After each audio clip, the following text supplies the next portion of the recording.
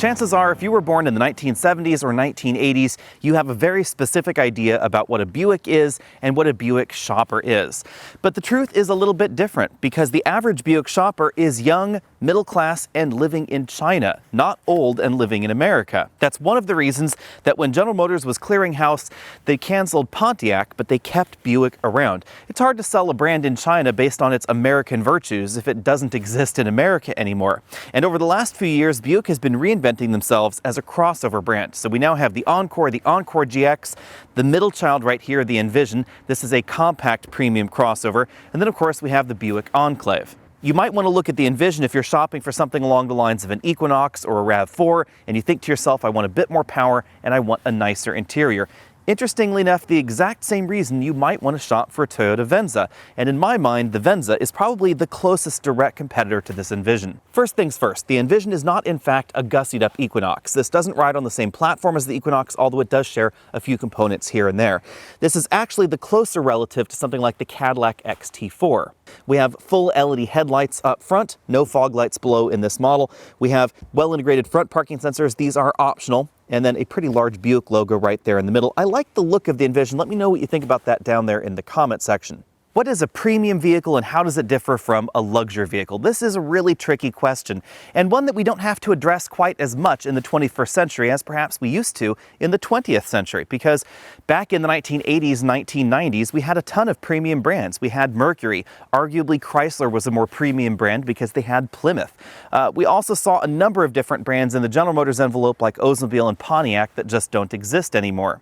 I'll talk about this more in the pricing section, but in a nutshell, the Envision starts just under $32,000 and will top out just under $46,000. So obviously this price range has a lot of overlap with mainstream entries like a Toyota RAV4 or a CR-V or an Equinox or a GMC. But on the other hand, it's going to be narrower and lower than a Cadillac XT4 or an Audi Q5 or a Mercedes-Benz GLC. In fact, the GLC starts at $43,200, not too far off where the Envision ends. So if you're looking for something that's more premium with a bit more power than something like a RAV4, but you don't want to break the bank and you don't want to spend German money, then there's a Buick Envision for you. But things are not quite as cut and dry as they were arguably about 40 or 50 years ago, because we now see a lot of mainstream entries with a lot of premium luxury touches. So Mazda's definitely trying to take their brand upmarket. You can get a RAV4 Limited with similar feature content to this arguably for about the same kind of price. It'll go up to about $40,000. There are Jeep models that will definitely be right within the price range of this, but they're going to have a Jeep logo on the front. So honestly, whatever you want to compare the Envision to is probably going to make sense because there are so many different things that you could be cross-shopping. Let me know what you think about that down there in the comment section below. What would you compare the Envision to if you were out there shopping and looking to spend between about $35,000 and $45,000? In terms of exterior dimensions, this is on the small side of the luxury segment, about the same size as a Lexus NX or perhaps an Audi Q5. This is 182.5 inches long. That puts this pretty much between the RAV4 and the Toyota Venza. This is 2 inches longer than the RAV4 and about 4 inches shorter than the Toyota Venza. Now, Toyota likes to call the Venza a mid-size crossover. It's really not. It's a RAV4 with a slightly longer nose and a slightly different rear bumper. That's why it ends up 6 inches longer than the RAV4. But on the inside, it's actually a little bit smaller than the RAV and actually a little bit smaller than the Envision as well. But on the other hand, the Venza, like the Equinox, is targeting someone that's looking for more premium touches on the inside and more premium styling on the outside. Moving to the rear, we find full LED taillamp modules, something that you'd certainly expect in a more premium vehicle. At the bottom of the bumper, we have a very Audi-like styling touch, which are these sort of faux exhaust tips down here at the bottom of the bumper.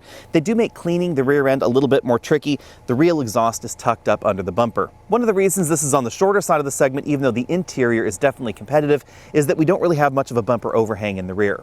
When it comes to active driver assistance technologies, Buick goes about things a little bit differently than some of the competition.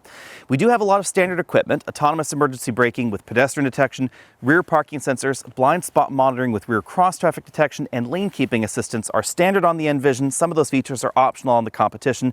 However, adaptive cruise control is not standard even on the model that I'm taking a look at today. It's optional on pretty much every trim of the Envision. Also available is an expanded autonomous braking program, front parking sensors, which this model does have on it, an available 360-degree camera system as well. One of the reasons to buy a more premium vehicle like the Envision or an Acura RDX over a RAV4 or CR-V is that we get more power under the hood.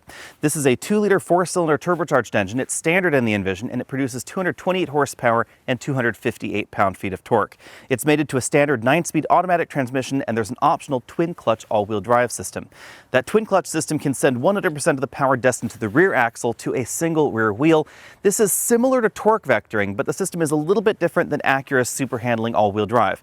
General Motors prefers to not call this torque vectoring because they say that technically, in order to torque vector, the rear axle would have to be overdriven versus the front axle, and it's not in this case, although there's definitely a significant handling benefit for this system over a traditional all-wheel drive system. Unfortunately, today I'm driving the front-wheel drive version of the Envision, so I haven't been able to test out the twin-clutch system in this vehicle. According to the EPA, you should get 25 miles per gallon if you choose that all-wheel drive system, 26 if you get the front-wheel drive model. Because so many of you have been asking about this over at our Facebook page, yes, this generation of the Envision, like the first generation, is still built in China. Does that matter? Personally, to me, no, but let me know what you think about that down there in the comment section. As with many parts of the Envision, front seat comfort lands somewhere between most mainstream vehicles and some of the European competition. We have a driver's seat that's more adjustable than the average mainstream crossover. It has a 4-way adjustable lumbar support, something that I really do appreciate. We have a manual tilt telescopic steering column and a 2-position memory over there on the door for the driver. Unlike a lot of mainstream vehicles and a little bit more like luxury vehicles, the passenger seat has exactly the same range of motion as the driver's seat. Thanks to the transverse engine layout, the interior of the Envision is definitely roomy. So if you're taking a look at something like an X3, and you want to spend a little bit less money and have a little bit more interior room, this is going to be an excellent option. This also has more interior room than we find in the Venza. That's because even though Toyota says that the Venza is a mid-size crossover, and theoretically the Envision is a compact crossover, the Venza really is just a luxury RAV4, and the interior dimensions don't change too much versus the RAV4. That's why it has a little bit less legroom combined than we find in the Envision. I really think that a vehicle like the Envision is a more appropriate competitor to the Venza than any of the other mid-size crossovers in America right now. Now, because this is a little bit wider and a little bit larger than the Encore, it's going to be more comfortable for 3 passengers to sit across the rear. I also have a decent amount of headroom back here sitting in the middle seat, about an inch left, even though these are relatively bucket-shaped seats. Scooting all the way over to the right side of the vehicle, this front seat was all the way back in its tracks, and as you can see, I still have about an inch and a half of legroom left. Now, this model does not have the optional panoramic moonroof, and obviously that is going to alter the ceiling a little bit. Behind the power hatch, we find 25.2 cubic feet of cargo space. Like the Cadillac XT4, this cargo area is a little bit smaller than some of the European competition, and definitely smaller than some of the mainstream competitors that you might want to consider upgrading from into the Envision. A Toyota RAV4, for instance, will give you about 12 cubic feet more cargo area. It's a little bit wider, a little bit taller, and also a little bit squarer.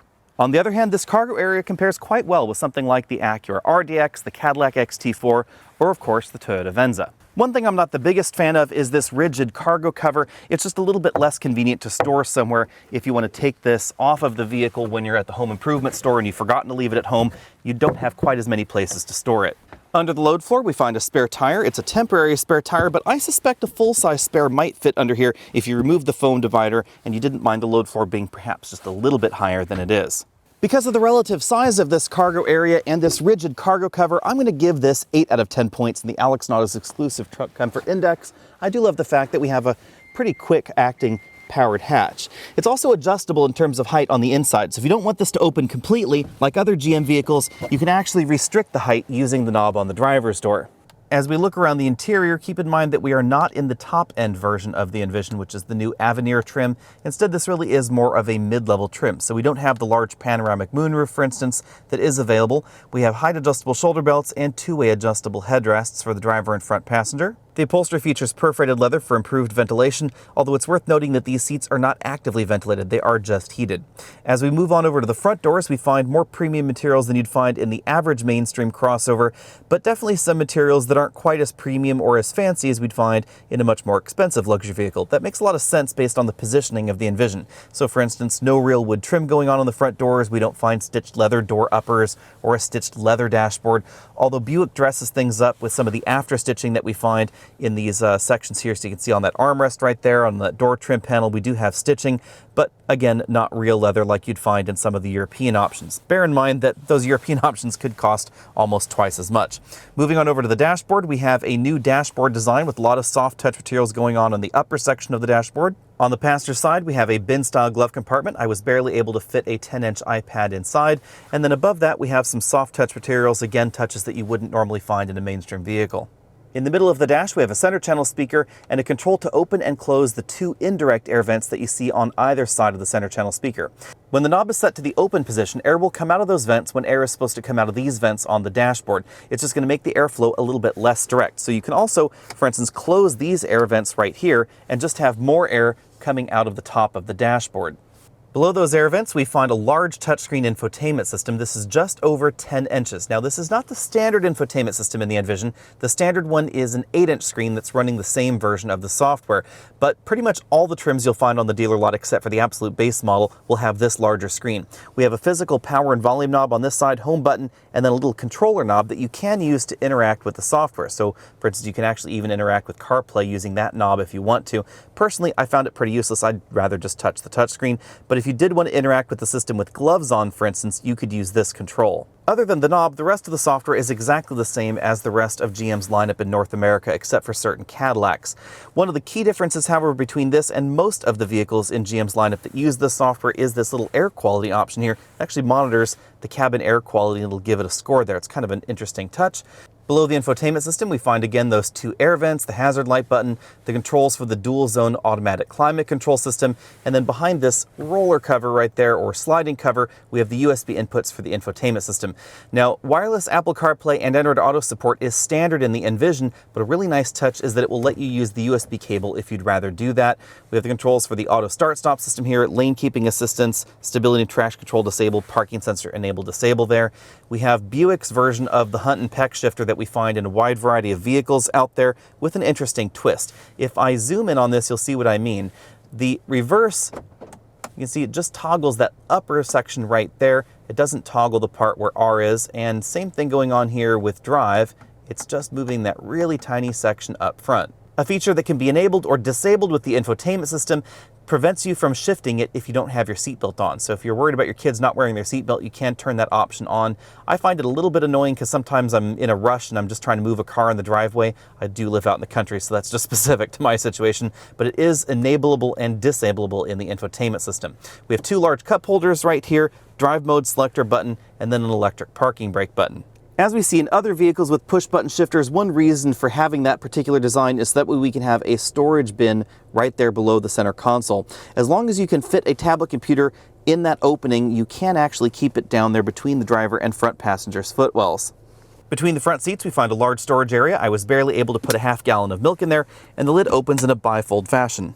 The available heads-up display should look very familiar if you've driven any recent GM product. There's some controls to the left side of the steering wheel that allow you to move the display up and down, but this is not quite as fully featured as some of the heads-up displays that we find in the luxury segment. Depending on the trim level, there are going to be two different instrument clusters. There's a base instrument cluster with a small, approximately 4-inch color LCD between the speedometer and tachometer, and then there's the model that we're looking at today that has what looks like a 7-inch display here. This software is again pretty familiar if you've driven or been inside any recent GM product. We have phone information, turn-by-turn navigation directions, some settings relating primarily to this display right here, as well as the heads-up display and the alarm system. Then we have some infotainment readouts, and then of course the trip computer readouts, tire pressure monitoring, etc. The steering wheel is a round 3-spoke design. You can see we have a split bottom spoke right down there, some nice sport grips up top, and paddle shifters on the back. But these are not full paddle shifters. They're really only about an inch tall. That's because on the back of the steering wheel, GM still has the volume up-down buttons and then track forward buttons on the left side. Personally, I love this feature because volume up-down is something that I use all the time. Why look at the steering wheel when I can just reach around to the back of the right side of the steering wheel and toggle that volume up-down button right there. On this side of the steering wheel, we find the controls for the cruise control system or the adaptive cruise control system. The gap adjust button adjusts the gap for not just the adaptive cruise control system, but also the collision warning system. So you'll find that even on models that don't have adaptive cruise control. There's also a heated steering wheel button. Bearing in mind that I'm driving the front-wheel drive version, 0 to 60 happened in 6.9 seconds. I suspect that even though the all-wheel drive version is going to be a little bit heavier than this, 0 to 60 time is going to be pretty similar because it's going to have better traction. And this engine has a great deal of low-end torque, and thanks to to the 9-speed automatic transmission, we have fairly low gear ratios in first and second gear, so traction is certainly an issue in the front-wheel drive model. Even though this engine produces a little bit less power than the optional 2-liter turbo that used to be available in the Equinox, 0 to 60 times are pretty similar. In the 60 to 0 stopping test, this model took 122 feet, putting this right in line with most of the competition, whether we're talking about luxury competitors or honestly mainstream top-end competitors as well. In terms of handling, the Envision does well when it comes to the raw numbers of grip, but this is certainly tuned to be a little bit more relaxed out on the open highway. So we have a softer suspension, we have a little bit more tip and dive, a little bit more body roll than you'd find in some of these sportier mainstream entries like a Mazda CX-5. That gives the Envision a more comfortable ride out on the open highway, but it does reduce the handling feel a little bit. And the steering, there's not a whole lot of feedback going on. You'll certainly find more feedback in something like the Acura RDX. You'll also find a little bit more communicative steering in something like that Mazda CX-5. The best way to describe the Envision really all the way around is that this is the ultimate middle child in the General Motors lineup. So if you want something that is fast but not too fast, if you want something that handles well but you aren't looking for the absolute best in the handling envelope within the General Motors lineup, that's exactly where the Envision comes in. Out on a rougher road like the one that I'm on here, the Envision does a good job of soaking up the larger bumps on the road, but some of the smaller imperfections still make their way into the cabin. This suspension is tuned a little bit differently than I had expected, and it certainly feels a little bit different than the Buick Encore or the Buick Enclave. Hopefully I'll be able to get my hands on an Envision with the adaptive suspension system. That one really intrigues me because generally speaking, in the less expensive categories outside the full-on luxury segment, you don't typically find adaptive suspension systems in this kind of vehicle. But Buick is going to be offering one in the top versions of the Envision. When it comes to ride quality, I'm going to give the Envision, at least this model, a B. I do think that the ride is a little bit better sorted in the Venza and in the Acura RDX. In terms of cabin noise, I was surprised that this was a little bit louder than I had expected because Buick has long been known for creating some very isolated rides, and that's something that we see in really the rest of Buick's lineup in North America currently. At 50 miles an hour, 71.5 decibels is what I measured in here, so this is pretty comparable to a lot of mainstream crossovers. When it comes to fuel economy, keep in mind that there are hybrid alternatives out there in the same price range as the Envision, and that's why I'm going to give this an A-, even though this did achieve over the EPA score. I've been averaging 28 miles per gallon, which is really, really good. That's 2 miles per gallon better than the EPA score. You can definitely thank the modern 2-liter turbo for that efficiency score and the 9-speed automatic transmission. I should talk about this transmission for a while because a lot of folks are concerned every time they hear 9-speed automatic. And that's mainly because ZF of Germany created a 9-speed automatic transmission that really is a technological marvel, but it feels unusual out on the road. And that's the transmission that you'll find in a wide variety of vehicles out there, including competitors to this Envision. You'll find it in a Range Rover Evoque, for instance. You'll find that transmission in a Jeep Cherokee. That 9-speed automatic transmission shifts nothing like this one. This is an in-house 9-speed automatic designed by General Motors, so if it's a Chevy or a Buick or a Cadillac with a 9-speed, they're not going to feel like the 9-speed that we find in that Land Rover. And that's a good thing for the Buick. This transmission feels like a normal automatic transmission. And the feel in the ZF transmission can feel a little bit unusual depending on which gear shift you're talking about. The benefit to the ZF design is that it has a really aggressive starting gear and that it has a really high final gear for improved fuel economy at higher speeds. The design is perhaps a little bit more moderate in this vehicle because I can engage 9th gear at 50 miles an hour. And most of those ZF 9-speed automatic transmission equipped vehicles, 9th gear is really way up there towards 70 or 80 miles an hour. Now, according to the rumor mill, this transmission's general design is the reason that Ford decided to delete one of the gear sets and create an 8-speed version of this transmission. Ford and GM designed transmissions together lately, so the 10-speed rear-wheel drive transmission and the Ford 8-speed and GM 9-speed front-wheel drive transmissions started their lives together. But unlike the 10-speed automatic, the 8 and 9-speed transmissions took different paths in their life. GM decided to go for this 9-speed design, Ford decided to go for a slightly simpler 8-speed. But any way you slice it, this 9-speed is an excellent transmission. Aison's 8-speed front-wheel drive transmission, this 9-speed, and the Honda 10-speed are some of the best But any way you slice it, this 9-speed automatic transmission is absolutely excellent. And it's definitely a very good competitor to the 10-speed automatic that we find in the Acura RDX. As I said at the beginning of the video, the Envision is really priced between the two worlds of mainstream and luxury. It starts at $31,800 for the base model. The Avenir trim, which is the top-end version, starts at $40,200, and the most expensive version of the Envision you can get right now tops out at $45,910. That would be for the Avenir with all of the options and all-wheel drive. That is, of course, before tax and destination as usual. That is definitely within the price range of some configurations of the Acura RDX, the Lexus NX, the Venza Hybrid, perhaps even something like a top-end version of the Toyota RAV4, or of course a wide variety of the competition. You could logically compare this against something like the Mazda CX-5 Signature. But what's unique about the Buick Envision that we don't really see in entries like the Mazda CX-5 or the Toyota is the brand, because Buick is definitely trying to be this middle way brand between Chevy in the mainstream and Cadillac in the luxury segment. And at the moment, there really is no corollary within the Ford lineup or within Toyota and Lexus, because the RAV4 is going to be badged as a Toyota, so would the Venza, and of course the NX is going to be badged as a Lexus. In many ways, the question really just comes down to what is the brand worth to you? Would you rather spend more for the Cadillac XT4 or XT5, or would you rather spend a little bit less on something along the lines of Chevy Equinox? Or are you looking to spend a little bit more, get more premium features, more of a premium brand, and more premium feel, but not quite as premium as we would find in a full-on luxury brand? That is exactly where Buick is playing. So be sure and let me know what you think about all that down there in the comment section below. Is the Envision the Goldilocks-just-right of compact crossovers, having more luxury features and more oomph with the turbocharged engine than you find in your average mainstream compact crossover? Or do you think that Buick should go a little bit further and perhaps even encroach on what we see from Cadillac in the XT4 and XT5? Bearing in mind that I didn't have my hands on the Envision for too terribly long, I would have to say that it's not quite as dynamic as the Acura RDX. It's also not quite as fast, but it is less expensive. The RDX, which is also considered sort of in this premium space here, starts at $38,400. So a base version of the Envision is going to be $7,000 less than the least expensive RDX. Now the RDX is a little bit faster. It has over 270 horsepower from its turbocharged engine and a 10-speed automatic transmission that will definitely get it 0 to 60 faster. It also has Acura's super handling all-wheel drive system, which torque vectors on the rear axle rather than simply being the twin clutch all-wheel drive system that we find in this Buick. Now the RDX definitely handles better than the Envision. It's definitely tuned towards the sportier side of things, and the optional super handling all-wheel drive system will overdrive a single rear wheel, really giving it a yaw motion that we don't see in the Buick Envision with its all-wheel drive system. But you're going to pay for that, because at the top end it's going to be $4,000 to $5,000 more expensive than the Buick. But again, be sure and let me know what you think about all that down there in the comment section. I'm not running through my usual pricing and comparison section here because the Envision really is this interesting middle child, and at the moment, there isn't really much competition here. So let me know what you think about all that. Let me know what you would buy if your cash were on the line and you were looking to spend right around $35,000 or $40,000. I think that's really the sweet spot for the Envision. Let me know down there. Be sure and find me over at facebook.com/AlexNautos, and of course, check out the merch store over at AOAmerch.com. I'll see all of you later.